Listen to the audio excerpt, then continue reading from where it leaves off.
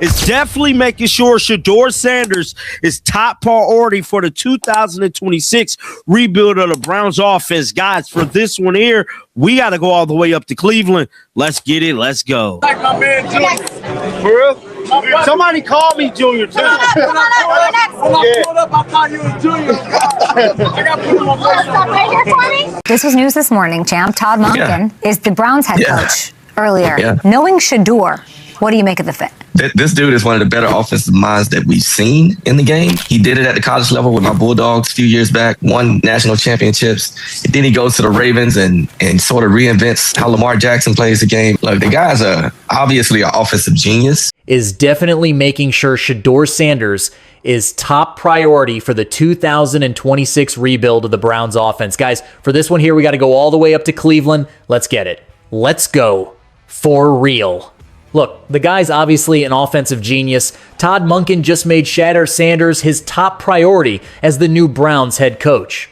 So don't skip a single second of this video. And if this story touches your heart, give it a like, subscribe to the channel, and let us know in the comments. Where are you watching from? Let's begin. This isn't coach speak, and that's the first thing you need to understand. Because we've all heard coach speak before. We've heard the vague optimism, the we're excited about the room, the everyone's going to get a fair shot, the classic NFL offseason language that sounds good but really means nothing. This wasn't that.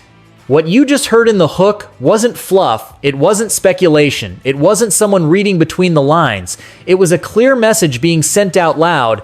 This organization has chosen a direction. And when a head coach says a player is a top priority, that's not accidental. That's not a word that slips out by mistake. In this league, coaches are trained to say less, not more. They protect leverage, they protect flexibility. They protect themselves. So when someone at that level puts a name in that sentence, when they attach commitment to a player publicly, that's a declaration. This is Todd Monken planting a flag.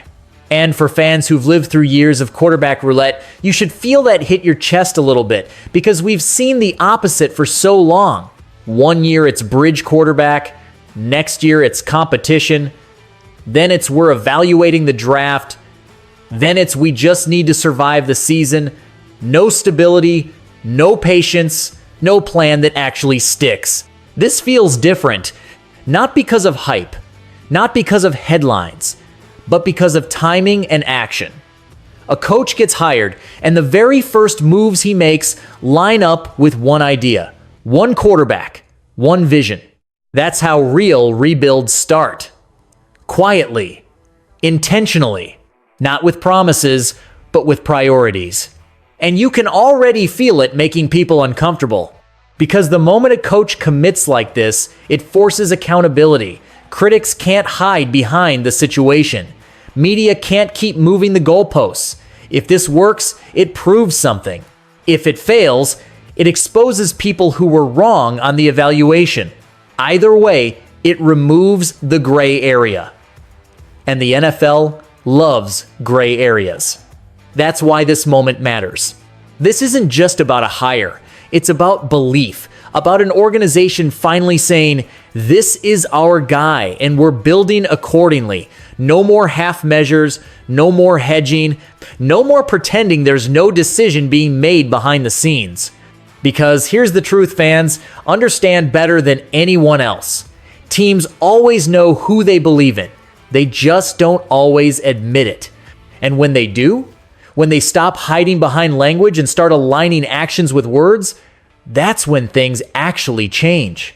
So yeah, slow this moment down, let it breathe, because this isn't noise, this isn't off-season chaos, this is the first real signal of a direction that's been missing for a long time.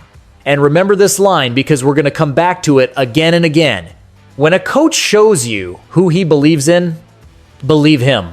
Now, the real question is why this belief exists and what it means for everything that comes next. Right now, this is where things get real, because the way fans think the NFL works and the way the NFL actually works are two very different worlds. If you're just looking at box scores, you probably think you already know the story. You see completion percentage dips, You see interceptions, you see games where the offense stalled, and the narrative writes itself. He struggled. He's not there yet. Maybe they should keep options open. That's how the public conversation moves fast, loud, and shallow. But inside the building, it's a completely different evaluation. Because this league does not judge quarterbacks the way Twitter does, it doesn't judge them the way debate shows do, and it damn sure doesn't judge them by highlight reels clipped out of context. This league is obsessed with process, not just results. And that's why this player still matters a lot more than people realize. Look at where he stands right now. On paper, sure, the depth chart might look like it leaves room for competition. That's how teams protect themselves publicly. But internally, teams always know who they're developing and who they're tolerating. One is an investment. The other is a placeholder. And everything coming out of this situation tells you which side of that line he's on. Media perception says unfinished product. Teams see something else. They see how fast he processes post-snap. They see how quickly he identifies pressure. They see whether his eyes stay downfield when chaos hits. They see whether teammates listen when he speaks in the huddle. Those things don't show up on a stat sheet, but they decide careers. This is where highlight bias fools people. A quarterback who throws off-platform touchdowns gets labeled special. A quarterback who throws the ball away under pressure gets labeled limited. But coaches know better. They know that survival skills come before fireworks. They know that the guy who keeps an offense on schedule is more valuable than the guy who chases viral clips. And when things break down, when protection fails, when receivers don't separate, when the play dies early, that's when the real evaluation starts. Can you reset? Can you manage damage? Can you keep the game from spiraling? Those are the reps that build trust inside an organization. That's why criticism that ignores context doesn't land in NFL rooms, because they know how thin the margin is. They know one missed block changes everything. One late route changes everything. One busted protection turns a good decision into a bad stat. So yes, there are flaws. Every young quarterback has them. Footwork can get rushed. Timing can drift. Aggression can turn into risk-taking. But those aren't fatal flaws. Those are coachable flaws. And that's the part people keep missing. This league doesn't move like fans think it does. It moves on belief, projection, and alignment. And when a team keeps investing time, resources, and structure into a player that tells you more than any headline ever will, because if this were about replacement, you'd feel it already. Instead, what you're seeing is patience. And patience in the NFL is rare for a reason. Which brings us to the uncomfortable part, the pressure that's coming next, and why not everyone is ready for what happens when belief meets opportunity. This is the part of the story where everything almost broke. Because let's be honest, there was a stretch where it felt like the noise was getting louder than the truth. Every bad game turned into a referendum. Every interception became a verdict. Every stalled drive fed the same tired line. He's not the guy. And once that narrative starts rolling in this league, it's hard to stop. We've all seen it before. A young quarterback struggles, and suddenly the context disappears.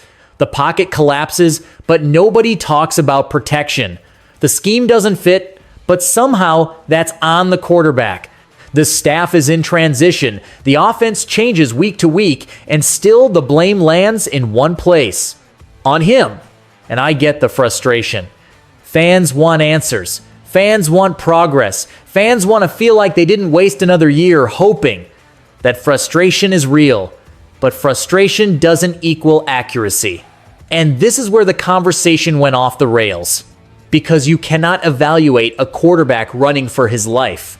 You just can't. You can't judge footwork when the pocket caves in before the top of the drop. You can't judge decision-making when the first read never has time to develop. You can't judge confidence when every snap feels like survival. That's not quarterbacking, that's damage control. And that's what last season turned into far too often. Protection issues weren't a footnote. They were the story. Missed assignments, leaky edges, interior pressure blowing up plays before they even had a chance. Add in schematic mismatches, routes that took too long to develop, protection calls that didn't match defensive looks, and suddenly you're asking a young quarterback to solve problems no one else is fixing. So what happens? Completion percentage drops, interceptions tick up, the film looks messy, and the critics line up. But here's what they don't want to talk about. Even in that chaos, there were flashes. Drives where timing clicked. Throws made under pressure that had no business being completed. Moments where leadership showed up even when the situation was falling apart. Those moments didn't disappear. They just got buried under dysfunction. And that's the part lazy analysis skips. It's easier to label than to explain. Easier to move on than to sit with nuance. Easier to say he's not it than to admit the environment failed him. But NFL careers aren't decided by Twitter polls. They're decided by film rooms and meeting rooms and long conversations about why things broke down. That's why it didn't fall apart completely. Because inside the building, people knew. They knew what was fixable and what wasn't. They knew the difference between a quarterback who panics and one who's fighting just to stay upright. They knew the difference between bad habits and bad circumstances. So while the outside world was ready to move on, the organization didn't flinch. And that tells you everything. This wasn't denial. This was diagnosis. And once you understand that, once you separate collapse from context, the entire story changes. Because if last season was about survival, the next phase isn't about excuses anymore. It's about whether stability finally meets opportunity. This is where the tone shifts, because this is where things stop being loud and start being dangerous. Real turnarounds in the NFL don't announce themselves with fireworks. They don't trend on social media the moment they start. They happen quietly, behind closed doors, in meeting rooms and practice fields and staff offices.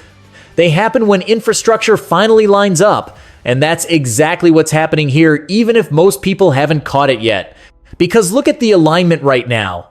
You've got a player who's no longer just surviving the league. He understands it. He's felt the speed. He's seen the disguises. He's taken the hits, made the mistakes, learned what works and what doesn't. That first year, that's about shock, about adjusting, about realizing how thin the margins really are.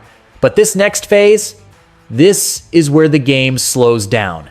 And at the same time, you've got a coach who isn't experimenting anymore.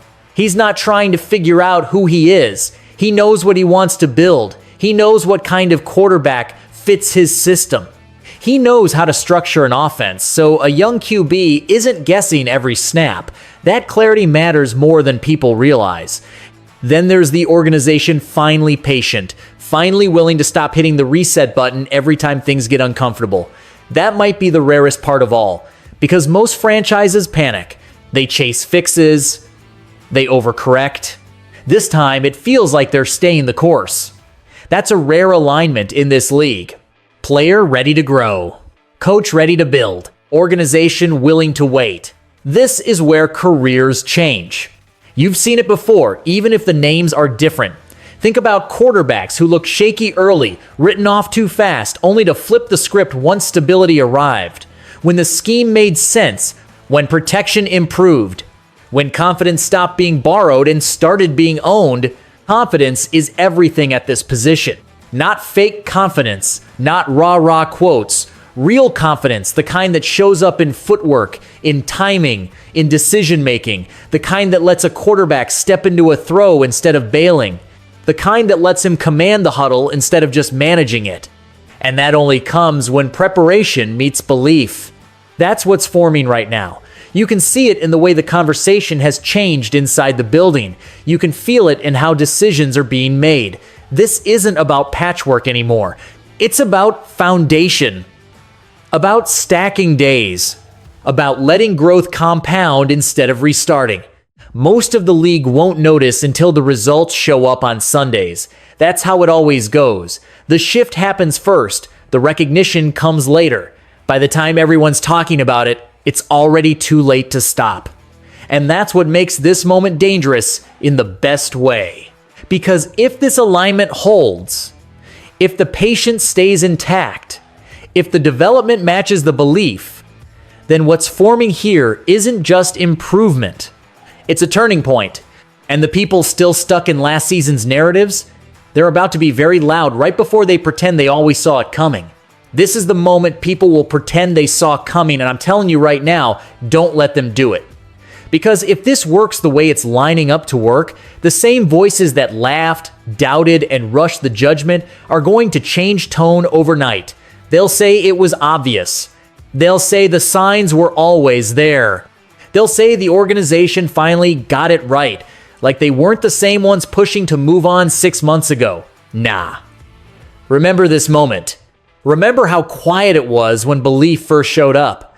Remember how uncomfortable it made people when commitment replaced excuses. Remember how fast the league was willing to label a young quarterback before the foundation was even set. That's why what comes next matters. Because success here wouldn't just be a good season. It wouldn't just be better numbers or a cleaner stat line. It would be validation for the player who kept taking hits without losing confidence, for the fans who stayed when it was easier to check out, and for an organization that finally chose patience over panic. This is how it happens in the NFL. A quarterback gets written off too early, the league moves on, the conversation shifts to what's next, and then suddenly the structure catches up to the talent, the noise fades, the game slows down, and the same guy everyone dismissed starts stacking performances that can't be ignored. We've seen it before. Think about the players who needed time, alignment, and belief before the breakout came. Not because they changed who they were, but because the environment finally let them be who they always were. That's the trajectory this is pointing toward. Not hype, not guarantees, but inevitability if the process holds. And when it clicks, when Sundays start looking different, when the pocket stays clean, when confidence shows up in command instead of chaos, that's when the league will scramble to adjust the narrative. That's when the clips will resurface. That's when people will act like they were patient all along. Don't let them rewrite it, because you were here when it wasn't easy. You were here when belief wasn't popular. You were here when staying felt risky. That matters. Fans don't just watch the story, they're part of it. So here's my prediction, and I'm standing on it. This isn't the end of a debate. It's the beginning of a reversal. The kind that forces people to admit they were wrong.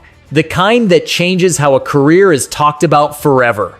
And whether you believe it fully yet or not, one thing is already true. Something real is building. Something that can't be undone by old takes or lazy analysis. So stay locked in, stay loud, stay patient. And when it happens, because moments like this don't disappear, they compound. Remember who stayed when it was still quiet.